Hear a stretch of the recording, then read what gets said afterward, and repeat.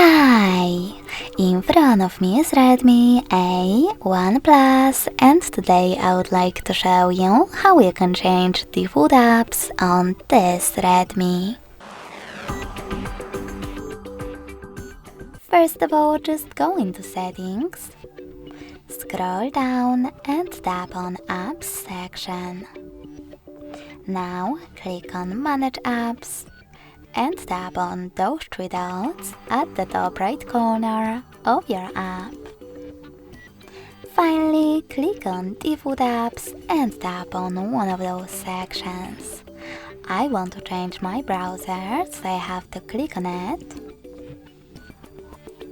Tap on Opera Mini in order to apply it. And go back.